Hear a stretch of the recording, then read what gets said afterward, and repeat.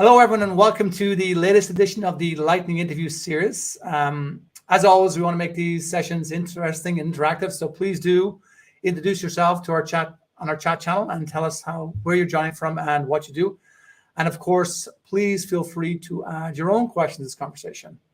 So as you can see, our guest today is the data scientist and author, Raghav Bali, on the topic of getting hands-on with generative AI applications. So first, a few words about one of the main events we have coming up. As you well know, ODSC APAC is happening in 4 days. So if you haven't already, please go out and grab a free pass. We have a ton of excellent speakers lined up for that. And it is starting mid next week. So please don't forget to join that. And Raghav is actually speaking at that event as well. And there are also some training passes available too. So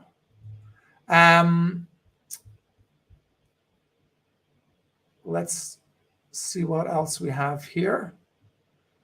Just trying to kill my Slack actually because it's annoying me. And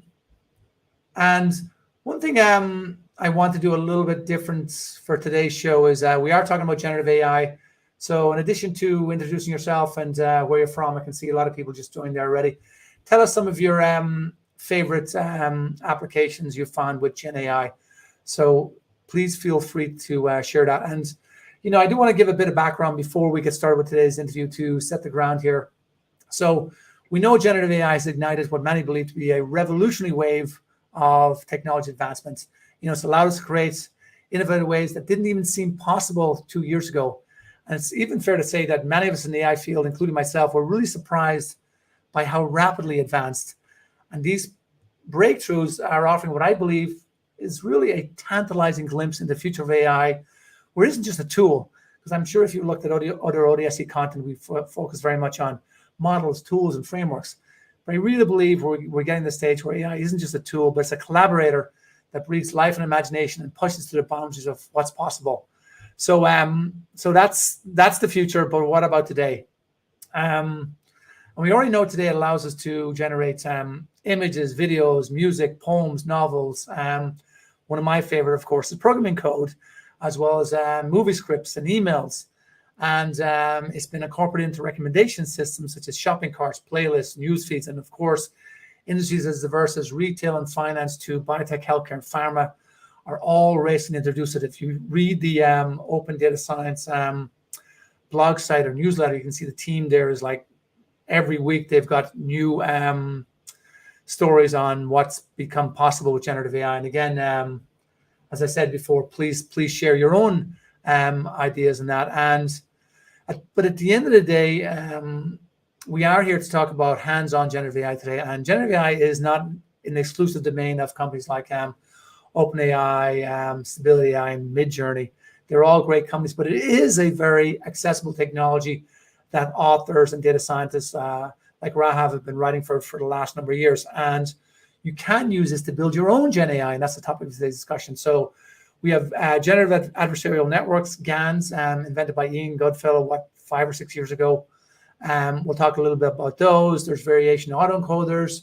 There's, of course, the flavor of the month or the year is autoregressive models like large language models.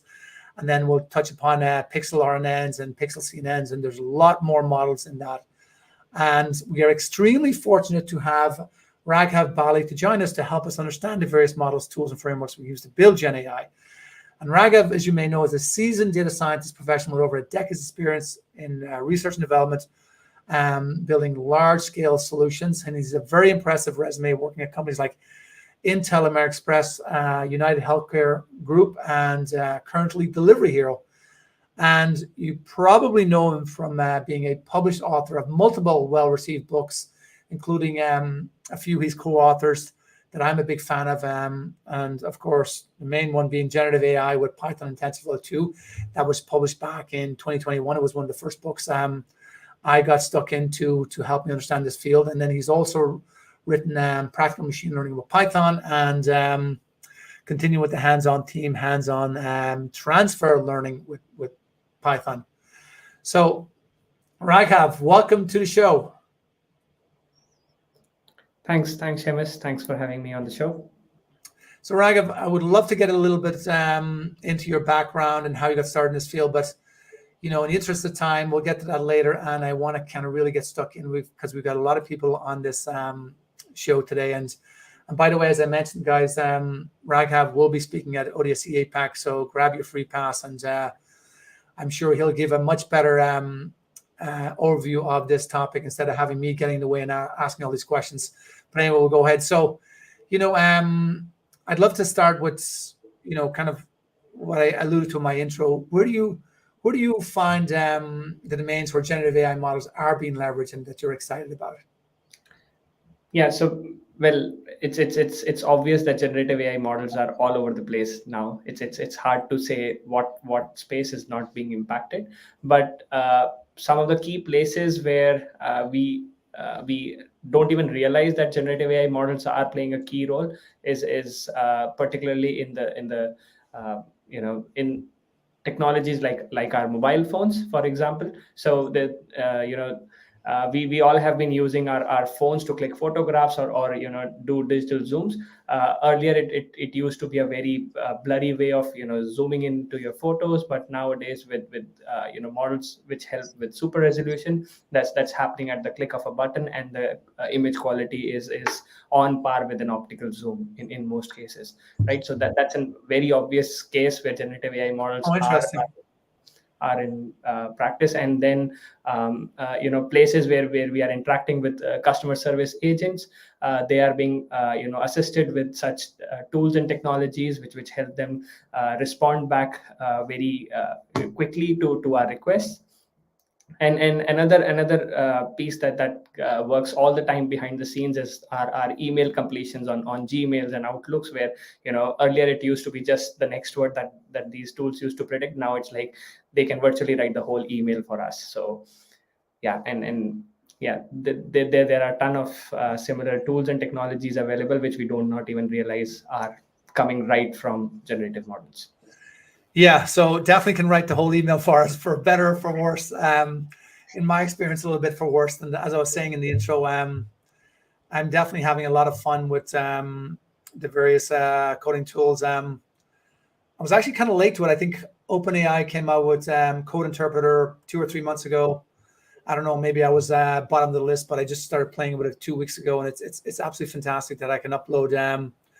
When I'm doing my stock trading on the side, I can upload whole charts and ask it for buying and sell recommendations for stocks and other currencies and stuff I dabble around with. So it's amazing. I'm finding new uses for it every single week. But in my intro, I did mention a various generative AI models, most of which I am not an expert in whatsoever. So and I only mentioned, I think, 4 or 5, and it's a pretty long list. And I think this is what I love about today's conversation, just to help people understand the various models behind generative AI. So I would love to start, if you could touch upon some of your favorite generative AI models, and of course, highlight for folks out there thinking about using these models, some of the advantages and disadvantages of them. Sure. Yeah, and that's actually a very good place to start off this discussion as well. Given the fact that a number of people who are just getting onto the AI scene or playing around with these models should basically be aware of there were some key discoveries or key works in the past few years, or rather in the past decade, where these discoveries helped us reach the current state that we are in today. And particularly, so it's hard to pinpoint that which was one specific moment or one specific model that spearheaded everything. But then there have been a number of key milestones along the way. And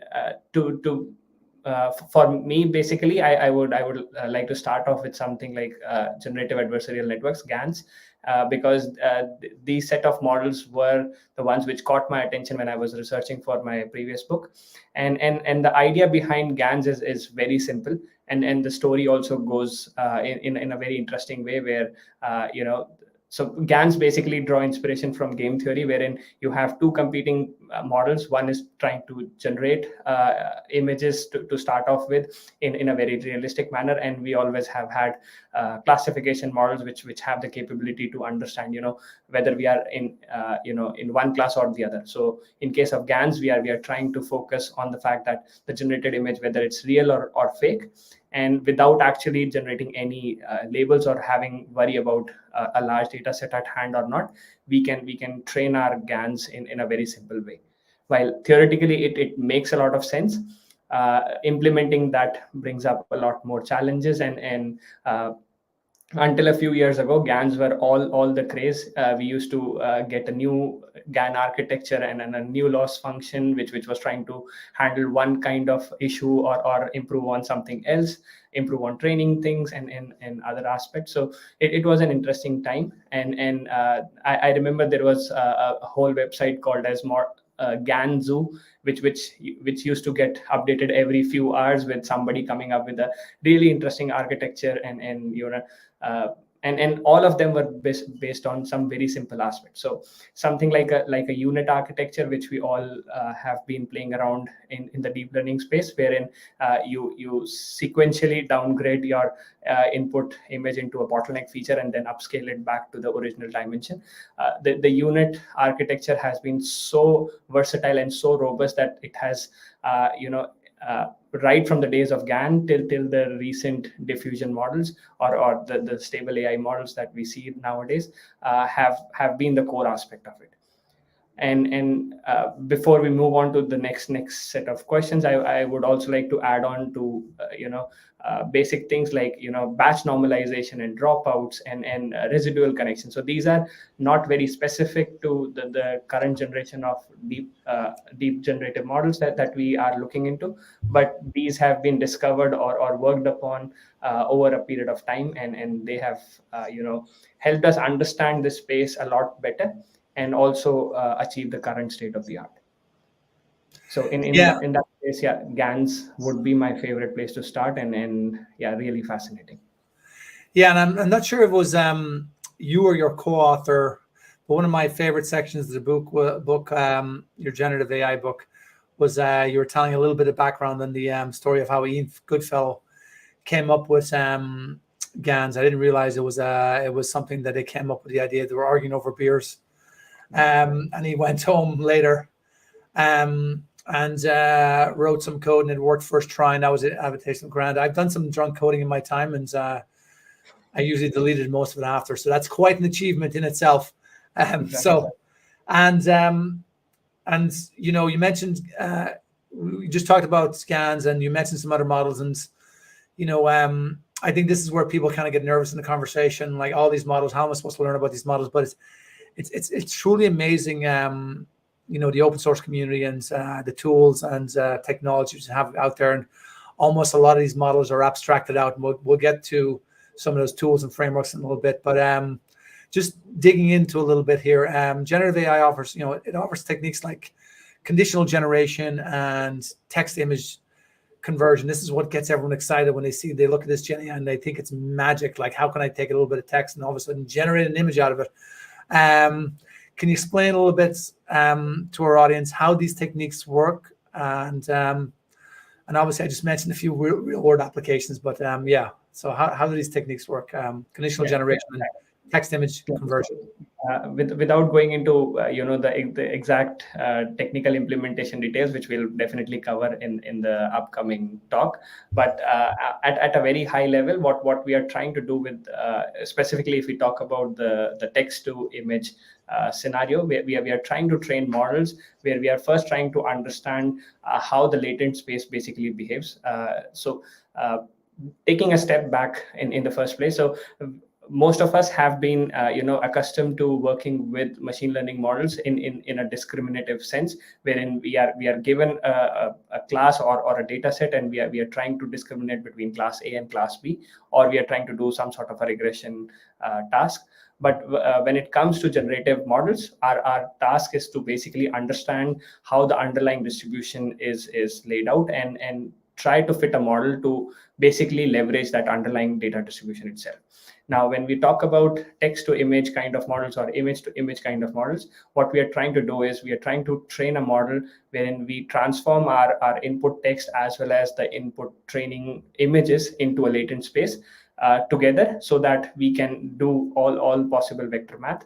And once the model is able to capture a specific text corpus is related, how a text corpus is related to a specific image corpus, we can then take this model out of the training phase and just leverage its understanding, wherein we just provide one input and it's able to still reproduce the image that it was trained for. So that's a very simplistic view of how these models work. There's a lot of other things that are happening under the hood. But yeah, no, that's perfect, because that's my favorite thing about machine learning and AI these days. As long as you kind of understand what's happening under the hood, let it stay under the hood. And that's because there's so many great tools and frameworks, available to us. And just looking at the chat here, so yeah, please feel free to add your questions to this conversation. But yeah, so under the hood, a lot of these models are abstracted for us, and to me, it's just amazing. And it's been building over the last 5 or 6 years. But you see companies like Microsoft get behind this, Hugging Face, huge amount of tools and models and frameworks that are make available to the community. And then, of course, even before that, we had TensorFlow when that came out. So there's lots of libraries and tools out there that it can be used for generative AI, and it can be a little bit overwhelming. So you mentioned them in your book as well, and can you give us some of your favorite tools and frameworks so people can actually get hands-on with generative AI and start generating their own models? Because I think that's a big question here, is like most people think, again, this is something that, I can just go online and do it, but you can actually build these yourself, and you can build very cool applications with these using your own data sets, your own image library, everything that's on your phone. I've played around with that myself a little bit, and it's amazing what you can do with some of these tools online, and applying a few simple models with a few lines of code. Yeah. So and these are really exciting times, because a lot of stuff is so nicely abstracted out for us, and the tooling is so perfect that you can get started in almost no time. I'll give a slight background in terms of when I was starting up on the deep learning and machine learning side of things about a decade back. We had to spend a ton of time just to set up Theano on our systems, and I don't even want to go into the place where we spent more than a week setting up CUDA drivers. So hats off to people who are or the core contributors for TensorFlow, PyTorch, and related frameworks. They have done an amazing job in terms of simplifying things. Even in the initial releases for TensorFlow, it was like it would work on specific systems, or it won't work with Mac, or it would specifically not install on Windows. And nowadays it's as simple as pip install and it's done. And companies like Google have taken it even one step ahead, where you don't even have to install things, just spin up Colab, and things are up and running for you in a matter of seconds. So abstraction of underlying complexity is one aspect. But then there are companies like Hugging Face, which have become like the de facto or go-to standard for anything related to deep learning. They not only house a number of state-of-the-art models, but also provide very clean interfaces. And for example, the transformers library is almost a key thing in your skill set, that if sklearn is to basic machine learning, Hugging Face packages are like very much required if you want to get started with anything related to deep learning or generative AI nowadays. So yeah, absolutely. We have a number of Hugging Face instructors and talks at ODSC West.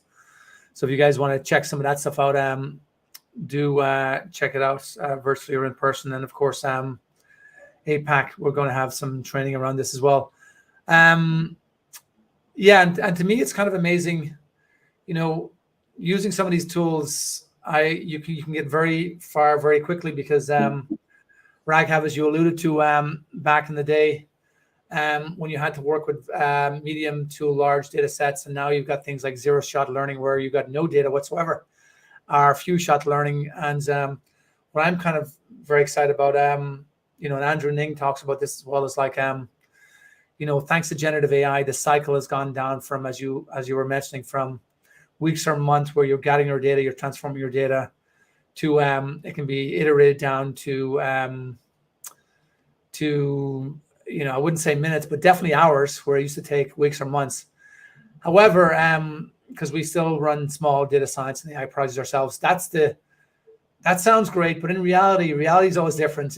We're working on a few LLM models ourselves, and it's like everything else. You can get very, very far very quickly, but you can't. Like, it's always that last mile that actually makes something that you can put into production. That always is always the big challenge. So, and generative AI is no different, right? So it definitely has its challenges, and it has some unique challenges. Like, for example, one requirement being very large data sets.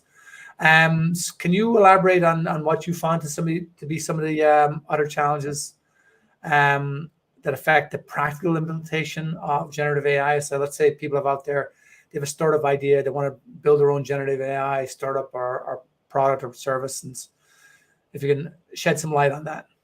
Sure. Yeah. So I'll first of all start off with just one common understanding that people should not try and force fit generative AI models into their problem space. They should basically look it up as yet another tool to solve a problem. So start from the fact that if you have a problem and generative AI can help you solve it, probably go for it, but don't try and force fit or just start from a model and then try to look for a solution. That might not work out. Now, coming back to some of the practical challenges in terms of working with large language models, I'll start with the very obvious one, which is hallucination. So and I think a number of people have talked in much detail about it, but basically the fact is that these models are so huge and have been trained on such large amounts of data that when we are trying to prompt them with something specific, it's more art than science, because we really don't understand how the model would, or what kind of output the model will generate. So it's more like an iterative process. And when you try to put in a large language model or a generative AI model in production, you run the risk that the output might not be something that you want your users to be exposed to. So hallucinations are one very big concern with such models. The other concern that these models have is basically, it's also an upcoming field.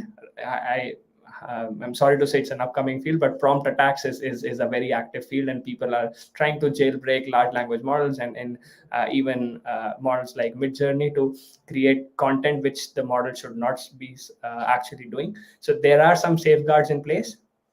But obviously, just like any other field, people who are trying to misuse technology, they will always find some other loophole to work around it. So be very careful when you are putting such systems in production, so that the safeguards are in place, or at least you have disclaimers in place that something might go totally wrong. And the third one is very obvious, because these models are so huge. The compute and the memory requirements are also exponentially large. So as I was saying, unless there is a definite requirement for such a model or such a technology, then go for it. But make sure that there is a proper cost-benefit analysis done to understand whether these models are required in the first place. Yeah, and it's amazing. Just one comment I have on all of that is the challenges of generative AI. But on one side, we have a content team at ODSC, and they're always telling me these very interesting stories. And there's also a lot of angst around AI, like AI is coming for your job. There's going to be no need for coders. I think, I won't mention names to protect the guilty, but people coming out and saying statements like there's going to be tens, if not hundreds of thousands of job layoffs around generative AI for programmers. But meanwhile, it's amazing how many new roles and how much work is out there to deal with generative AI, and mostly because they're around these challenges. So you have these new titles that just came out of nowhere, like prompt engineering.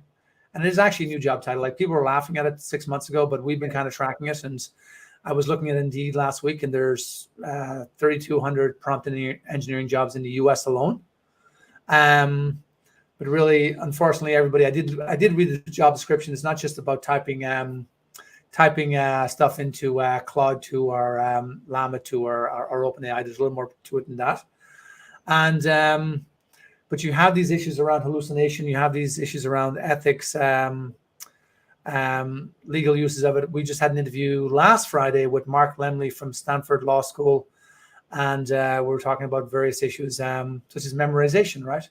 So if you have a model using training data and it's spitting out the same training data, and that training data was copyrighted, then you're falling into some very tricky legal ground around copyright and fair use. So whole teams are working on that. You see that Anthropic is saying that Claude 2 is a safer, more responsible AI model than say GPT-4. But again, how do you test these models? And that's based on various benchmarks. So I'm not saying that Claude 2 or Llama 2 or one model is better than the other. That's for other experts who kind of do that. But what I see in the short term is this is creating a whole class of work that a lot of us in the AI community are excited about, and also with the challenges like memorization, hallucination, I see this whole new class of operations being developed around that. So we had DevOps first, then we had data ops, then we had ML ops, then we had AI ops, and now we have LLM ops, and pretty sure soon we're gonna have Gen ops. Gen AI ops or something like that. So there are a lot of challenges here. I still think, as mentioned, like it's very easy to get up and running with small Gen AI models yourself. But then the other side of that, productionizing Gen AI is quite difficult because of the various issues. But the flip side of that, there's going to be lots of opportunities in that. Yep. So just like you mentioned, it has opened up a number of other venues or new job titles. I was at another conference recently, and one of my ex-managers was also there, and he nicely quoted that the pie has just gotten bigger. So it's like, yeah, exactly. So grab your piece, everybody, tuck in, as I say. So again, going back to the Gen AI book you co-authored in 2021.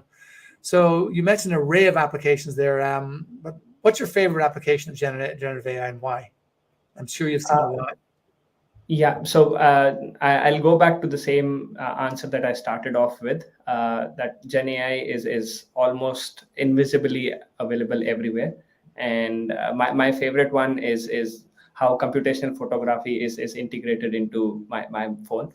If I don't know if I'm allowed to say, but I am a happy user of Google Pixel, and Pixel has a number of key capabilities like removing people in the background or in painting and extracting or expanding an image. So such. Oh, it looks like we lost Raghav for a second.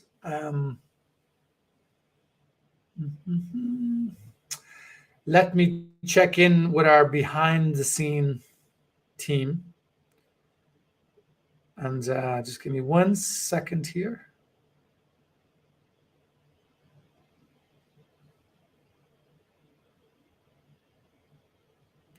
So, as I say in show business, the show must go on. I'm sure he'll be back in a quick minute. So yeah, let's answer a few questions here. And by the way, Jose Carlos is asking a question. What's the best AI for front-end developers? I have a few favorites in this, but please, folks, I'm sure there's people on this session who are much more knowledgeable than I am. So I actually started ODSC thanks to a data visualization talk, because back in the day I was using a front-end visualization called D3, which we were running with JavaScript and a few libraries like that. But D3 has been around a long while, but it's not a full front-end framework. So one of the ones we've been using as data scientists has been Streamlit. So myself and the team have been playing around with Streamlit. We really like it because we played around with Redash. Redash is a great, quickly get started with Redash if you're building reports and things like that. But one of the problems with Redash is it's read-only. Apache Superset is pretty awesome as well, but a little bit heavy. And we kind of found that Streamlit met our needs, because one of the needs is before we push anything into production, whoever's using it, an internal client, it's usually not consumer-faced products we build, but these are usually internal clients. But even those internal-facing clients are very, shall I say, opinionated by how their front ends looks. So we like Streamlit, and one of the major reasons is we are always having to explain our machine learning models and our AI. Gone are the days when you could just show a chart, because if someone's looking at a chart or looking at a visualization like a histogram or something like that, and they will look at it and say, okay, well, this came from sales data. I understand that sales data. But let's say you're predicting sales data and you're telling your customer to, drop inventory because the sales are not going to be good next month. You can save money by doing that. And the person looking at that, okay, that's $1 million decision. Do I really trust this information this AI system is telling me? And the nice thing I like about Streamlit is it's a front-end development tool built for data scientists and machine learning engineers. So it's all kinds of stuff built in. So if you want to show various cross-validation matrices, covariance matrices, your loss function, your error rates, we're all the time, debugging by visualization. We'll release scatter plots and stuff like that. So hopefully, so check out Streamlit, check out Apache Superset. Raghav, welcome back. I'm really sorry, my system just decided. Not a problem. Not a problem at all. Don't apologize. These things happen, and we're having a little fun answering some questions here as well. Well,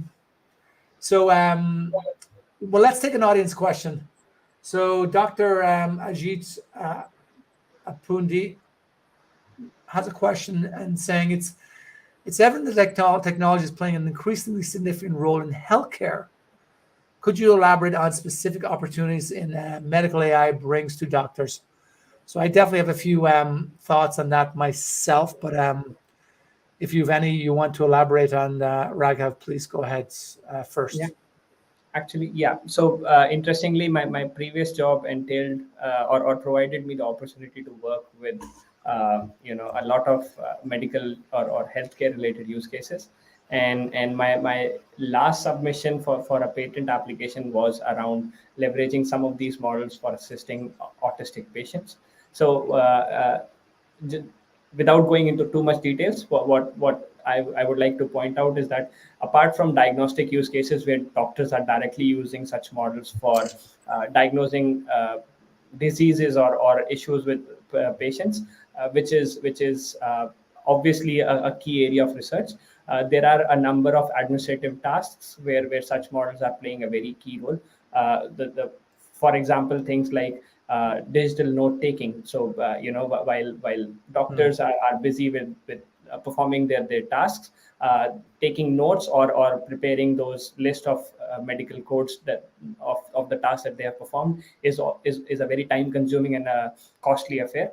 So that is being offloaded to such models.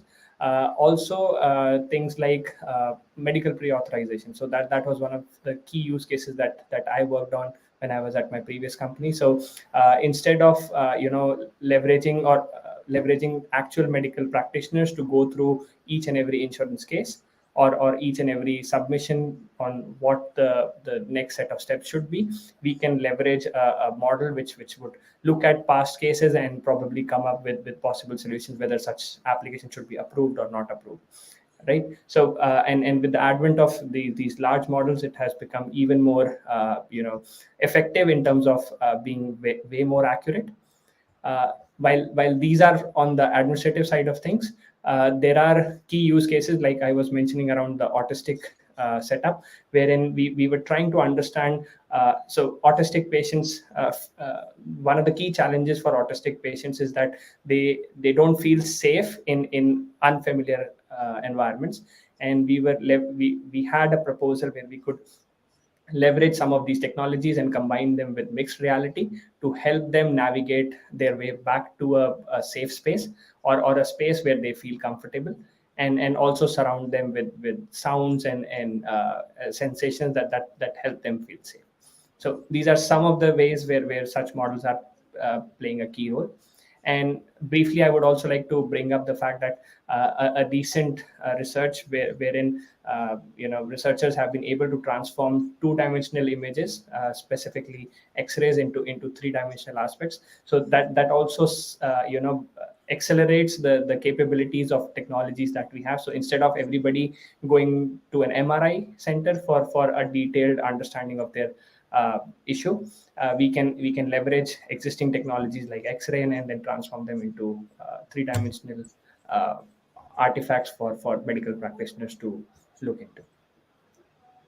Yeah, Raghav, those are great examples. And again, folks on the show, please share any of your favorite as well. And at ODSC, we're fortunate to get to meet a lot of startups, because startups are always talking about various AI topics. And some of the ones, not so much in the healthcare space, but definitely in the medical space. When we're at ODSC London, there was a startup pitch there, and there was a gentleman by the name of Malik from Brooklyn, New York, and he has a startup called Ecotone, and he's looking to apply large language models to the genome space, which I thought was really fascinating application of it.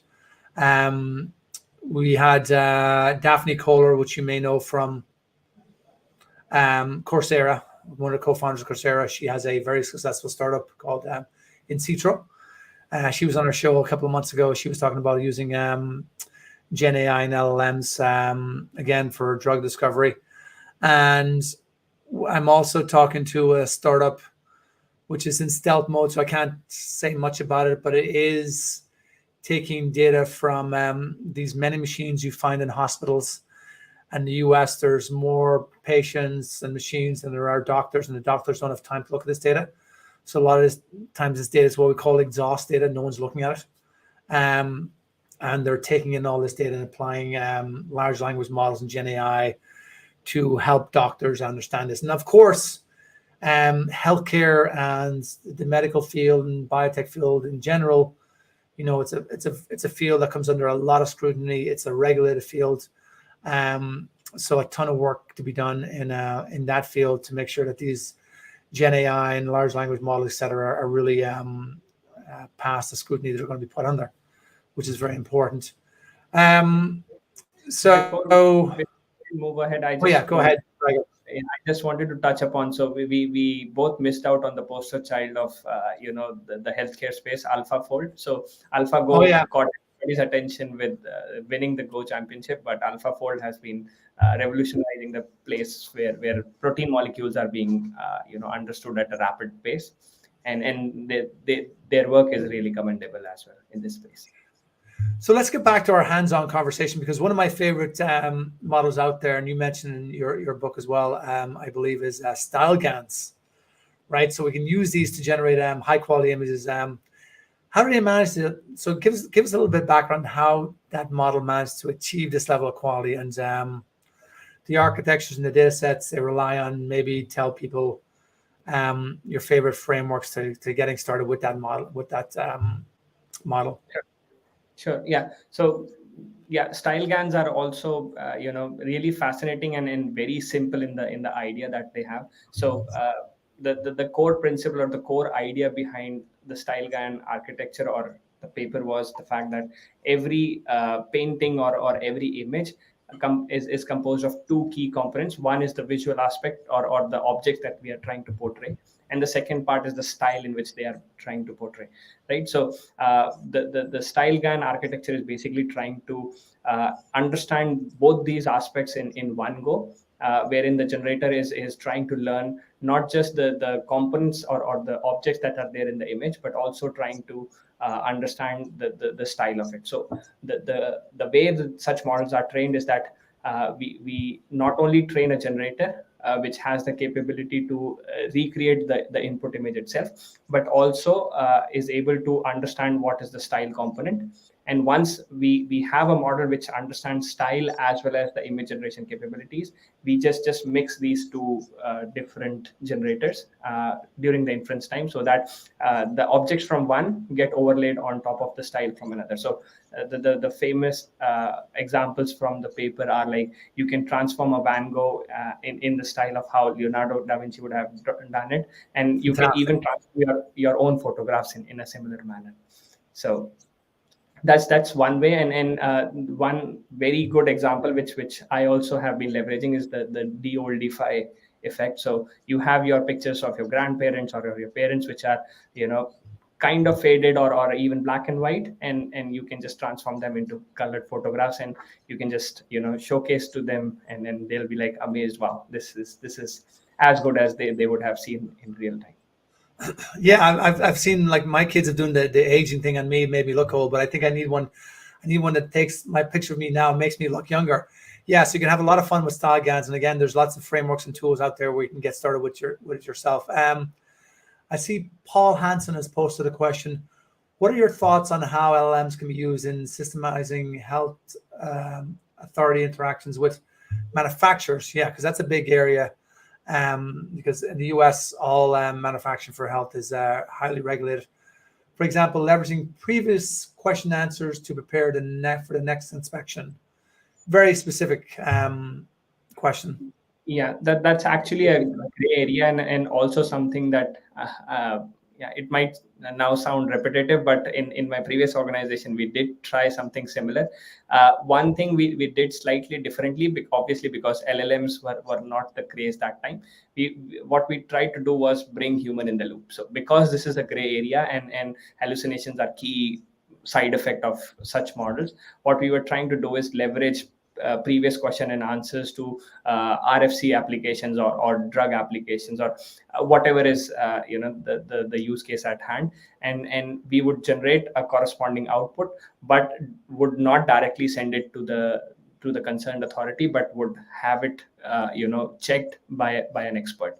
Now you might say that's not helping with anything, but then if that expert would have to go ahead and create the document from scratch, it would have taken like 10 hours. But with this tool, all they have to do is just review the content, and that brings it down by from a matter of 10 hours to a few minutes or something like that. So yeah, excellent example. And we're talking about getting hands-on with generative AI, but people out there read that it costs 20 or 30 million to train GPT-4, and the many tens of millions that Stability AI has spent to do these image generation, all that good stuff. And also the shortage of A100s from NVIDIA, things like that. So the general impression is going to be, well, yeah, the models are there and there's tools there, but I'm going to have to spend a lot of money to do this. So is it possible? So we just talked about style GANs, for example. So is it possible to train a useful GAN model cheaply, or do you need a lot of computing power and a big budget to do so? That's actually a good question, and I would say the answer is yes and no. It is yes, because if your requirements or your data sets are huge enough that you have to fine tune a model as large as GPT-4 or maybe 3.5, then obviously you would need thousands of A100s, which are obviously not available right now. But then if you are not a big tech company, but your use case is fitting the leveraging LLMs or something similar, then probably you don't even need to go down the path of fine tuning. You can use various techniques like LoRa that are parameter efficient training, wherein you don't even need to train the whole thing. You can just focus on a few layers and fine tune just the head for your application. And I'll probably share the link. So I took a workshop recently wherein we covered these specific aspects, and you don't even need a GPU, but if you have 8 to 10 gigs RAM on your local machine, probably that is also decent enough to get started with such models. So yeah, and it's amazing. There's a lot of people working on this, and everyone's trying to get these models down to be able to run on smaller footprints, even to CPUs. And then, of course, we can't forget, prompt engineering makes it very accessible, and as well as fine tuning the models, the costs are coming down rapidly there as well. And it's interesting too. A lot of organizations are actually offering free compute, for certain amount of time. So definitely look around, and it is amazing with style GANs and stuff like that. You can, as Raghav was saying, you can take your own image data set and have some fun with it and apply these on it. So depending on the use case, of course. So excellent answer.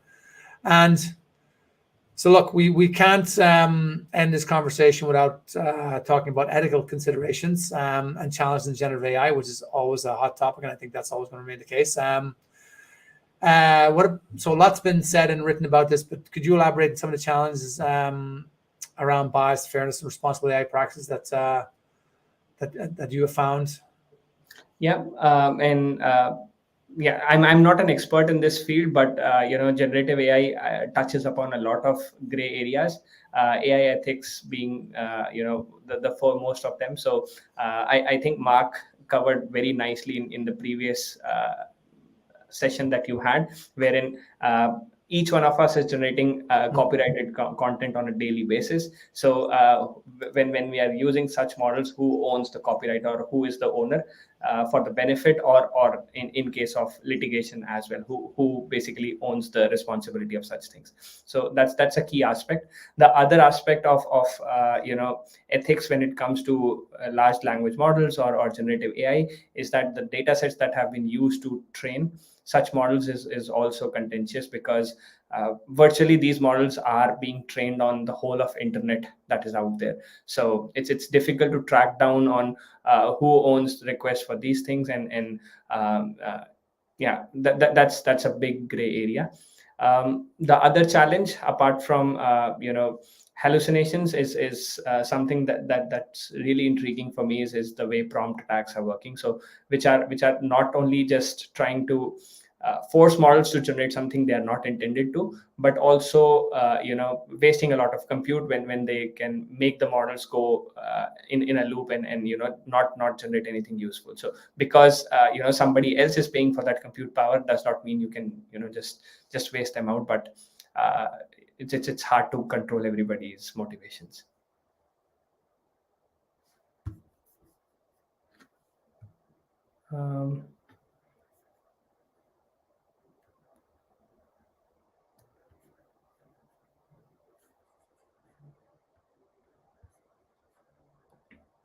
Shamus, sorry, are you able to hear me? I can't hear you. Oh yeah, sorry.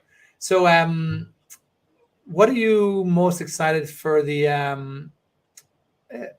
future of generative AI and the future trends, and what's coming down the road, so to speak? Yeah, so just like any other technology, these generative models are also heading towards optimizations of all sorts. So similar to the deep learning models or the computer vision models that we initially saw, the models were getting deeper and heavier on every release, but eventually people started working out how to optimize them and make them more efficient and even fit on edge devices. I think the general trend for generative AI is also towards that, wherein something very recent from NVIDIA I think it's called the diffusion model, which is basically trying to lock down some of the layers and bring down the overall model size to a few kilobytes. So that's really an amazing space. So optimization of such models is one key area. And the second one that I think is also going to be a key feature of such models is the multimodality. So right now we are playing around with two modalities, be text or audio, and text and image. But there are models from Meta already, and even Google, like ImageBind and Mum, which take in multiple inputs and generate output in a different modality. So yeah, and the third possible direction that I see these models go in is combining them with actual devices or robotics. So three key No, I, areas.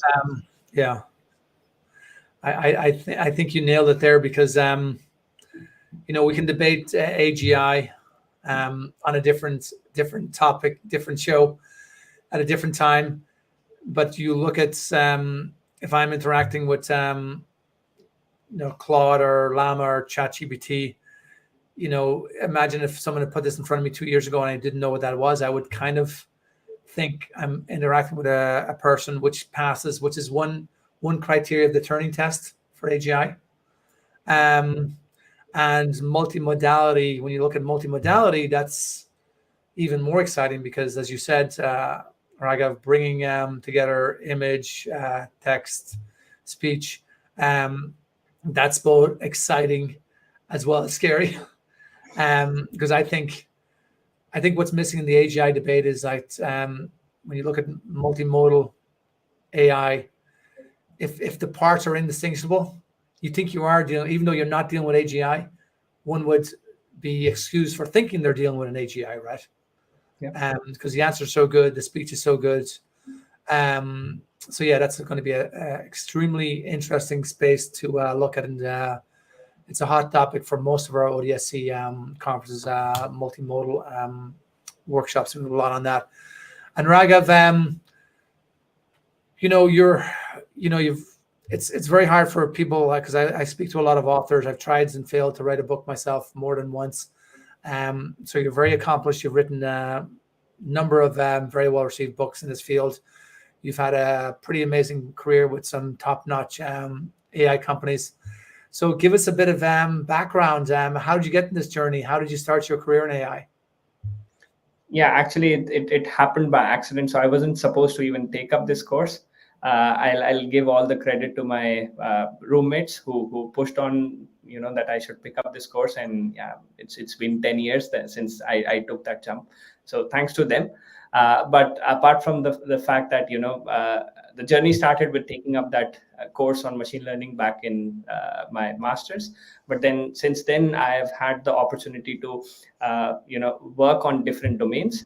And one of the key drivers for me was not to specifically be fixated on one key technology, be generative adversarial networks or NLP or some classification, but try to use them as problem solving tools. So if the tool requires me to pick up some skill or pick up one area, then I would spend some time, learn about it, and obviously then try and see if it fits the use case or not. So I have made it a habit that I don't try to force fit a key new technology just for the sake of it.